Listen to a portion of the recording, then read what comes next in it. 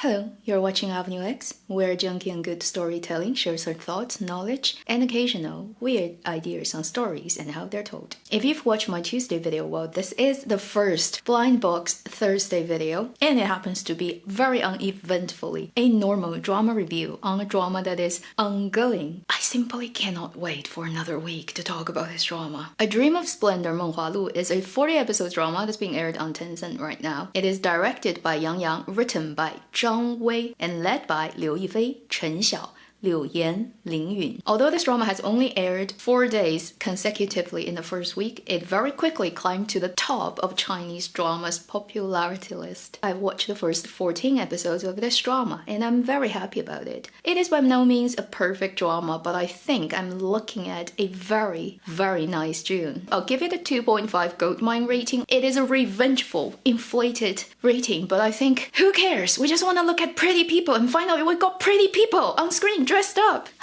So let me first introduce you briefly to the story and talk about a couple of things that's going on the internet regarding this drama in China, and then we're gonna talk about the drama. 梦华录 is based on, or I would rather say initiated, by an ancient play that was written hundreds of years ago by the most famous ancient playwright of Chinese history, Guan Hanqing. And the original work is titled 赵盼儿风月旧风尘, but often shortened as just 旧风尘. It is a story of one prostitute goes out to save her sister, not blood related, but within this profession, who got cheated into a marriage, marrying a man who treated her badly. If you've watched A Dream of Splendor already, you see that's about the first 6 episodes of the drama. And once you move beyond that point, everything else that happens in this drama is original creation. Also, in the original story, there really is only 2 female lead characters. That would be the 2 characters you see in this drama, played by Liu Yifei, Zhao Pan'er, and Ling Yun, Song Yingzhang. There is no Gu Qianban, as you see in the drama, played by Chen Xiao. The 2 things I want to talk about quickly regarding this drama in China. First, after it aired for a couple of days, Douban opened rating for public. The moment you're able to see score over there, it's already 8.3 out of 10. A couple of minutes later,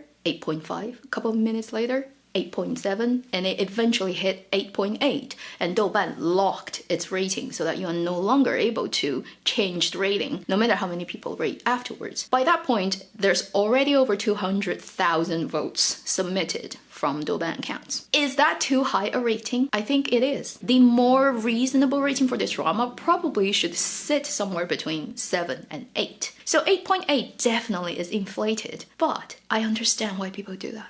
I believe a lot of people rushed in to rate this drama just to act out of revenge, out of the exhilaration of finally see something that is really qualified as a period idol drama, which is something Chinese drama audiences have been denied of for too long. The second thing is, there's a lot of argument regarding certain ideas in this drama that I do think people intentionally filled up so that it gets more traffic and more talked about in discussion. If you are doing promoting, you'd rather have a lot of people arguing about it than not having anything going on at all. If you happen to have heard some of those arguments that's coming from Chinese internet, there's only one thing I want to point out, which is the scriptwriter really did something very stupid, and she's gonna have to deal with this aftermath for a long time to come, and it's totally on her. Basically, she reposted somebody's drama criticism review that highly claims this is a great work and says a lot of great things about her. In her repost, she praised that person's review and said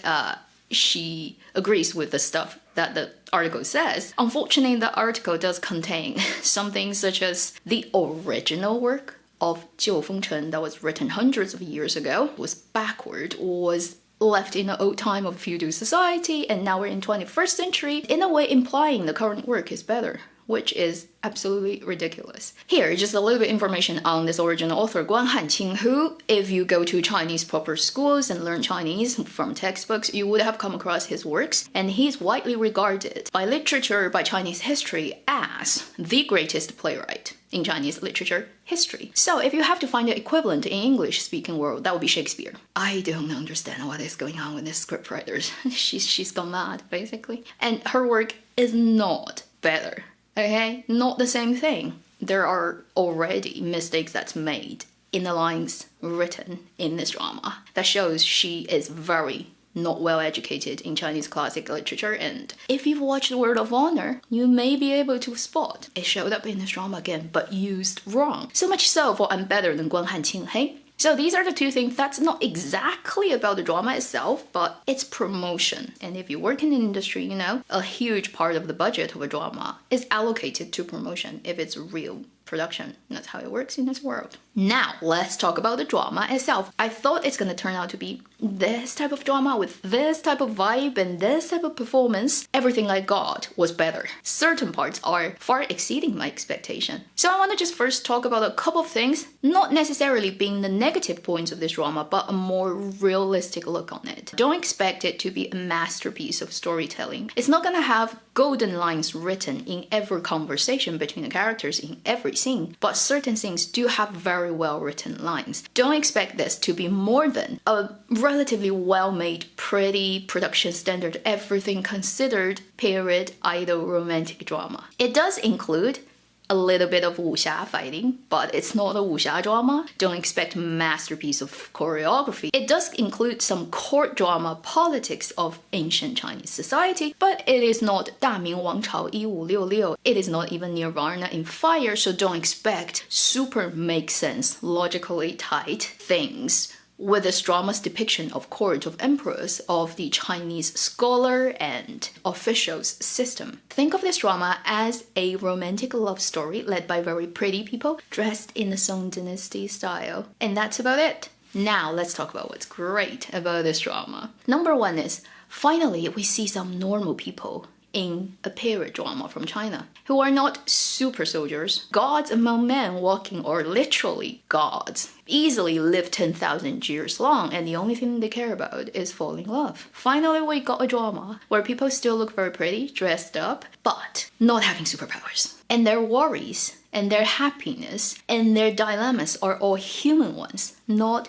god ones, imagined ones, lifetimes ones. It's just concerned with this moment, surviving in the physical world. Think about Tencent S+, period dramas. Hey, it's all gods. Who cares about humans? Now we've got humans, and we've got very pretty humans. Building upon that point, we don't only just have normal people in this drama, we also have normal people who act normally. So basically it doesn't care about all the tropes that has been running rampant in Chinese period drama land, such as meeting for the first time, we're gonna get slow-mo turning circles, somebody falls down, somebody catches them, they fall onto the ground and they have to kiss and all that. This drama doesn't have that. You have this drama's male lead encounter the female lead for the first time and they weren't impressed about each other. You have the female lead running into the male lead, happen to get hurt, and in all kinds of period drama with tropes, you're gonna have the female lead wanting to save him without other motivations, just because she's the lead and he's the lead and they're destined. Whereas in this drama, she's like, I want to run away, I want to get out of this shit trouble. And what did the guy do? The guy literally hurt her with a flying weapon. You have to save me. If you don't save me, you're gonna die too. Just two reasonable people who don't know each other, who just don't want to get themselves into trouble or want to save themselves out of very realistic concerns and reasonable human reactions to danger. How long haven't we seen that in Chinese period drama land? When I saw that plot happening, I'm like, Meng Hualu got it. Meng Hualu is clever. It knows what the audiences want. Then, let's all be honest, the greatest attraction before this drama even came out was it's Chen Xiao and Liu Yifei. What more do you need? That Xiaolongnü and that Yang Guo. And the funny thing is, it is exactly 16 years that the Xiaolongnü has waited to meet his Yang Guo. Anyone getting that? It's like a universe just put together. This magical symphony that is filled with coincidence. And in case people don't realize, this is Liu Yifei's first drama after she became an adult. Every drama that made her this famous was done before she was 18. And then she left Dramaland for 16 freaking years, only working in film. And the first drama she comes back was acting opposite Chen Xiao, who was the Yang Guo of another 神雕侠侣. Universe is the greatest scriptwriter, and pretty much every other Chinese drama reviewer on all platforms have been complaining about the ugliness of Chinese period dramas with ugly-looking people pretending to be. I'm the most handsome or prettiest. There are producers who literally criticize audiences because you don't have taste. You can't tell what is good looking or not, or you have a too narrow band of like understanding of good lookingness. Therefore, you don't understand why we pick that actor. He's the most good looking guy out there. Yeah, I believe you, huh? Well, now you see what happens. This drama shows up and people rushing, people who don't watch Chinese dramas, just because it's Liu Yifei and Chen Xiao. Finally we see what pretty people looks like in a proper period production. That's what the standard should be. Just by looking at them on screen, I'm happy. And sometimes because they're too pretty, I forgot what I was looking at. I forgot the plot. I just stare at those faces and I zone out. This is what we want, and we haven't had it for years, so I don't care, like it's inflated rating or whatever. Meng Hualu, thank you for saving our eyes. Then, obviously, we have to talk about the two leads and their acting and their roles. I've already said they're perfect casting and look very pretty on screen. Something else was so unexpected. The chemistry between the leads is so much better than I expected. Previously with Liu Yifei, I would say she's super pretty, but often in dramas you see she doesn't really have a chemical reaction with the opponent person. She's like those elements on the periodic table that just doesn't react to like nitrogen. But in this drama, it actually worked with Chen Xiao. I am gobsmacked. There are a couple of scenes in this drama that have already happened. I hope there are more. That's gonna become a classic of Chinese period dramas for a long time to come. Number one is the scene where she pretends to be a very prostitute and trying to lure the guy away from Song Yingzhang. And after the guy left, Chen Xiao's role, Gu Qianfan, came in while she's still dressed up and she's washing her face and stuff. That scene, their conversation, that tease, that push and pull, all that tension. And after the guy left, he was in the boat. The camera language of her looking down and him looking up, their distance become further and further away. You feel like the tension though, they're more and more coming together. This scene is going to be so quoted in the future, I guarantee you. The other scene is after he saved her from the court case. She was signaled by this actor, I'm gonna talk about him later, and then she went to look for the male lead, and there's this short scene of them slightly in slow-mo, walking on the two sides of that half-translucent screen and talking, but then you don't see them clearly, they're all behind this. There's this the vague impression of the mouth moving and walking and talking and finally getting revealed. This director knows exactly how to take advantage of camera, of visual storytelling, of something that you just can't see on the page. But when you use that prop and how they move in the scene, it just brings out so much. This is what dramas should be. Okay, this is like the best way of using visual medium for storytelling. And then there's this one moment of Chen Xiao's role talking to Liu Yifei's role, and he was standing behind this wooden pole. He got so shy and he turned away, and that facial expression while he was shy, I haven't seen that from a male actor's face in whether it's like a period drama or contemporary drama or of any genre from Chinese dramaland ever since I started this channel. From a male actor's face. That is so accurate for the moment, and if you're watching and there's no way that you don't react to it and you immediately get it. Sugar, genuine sugar that's created by the moment, that makes so much sense and so perfect and so fitting and so real. Oh, and they have real desires. They're human.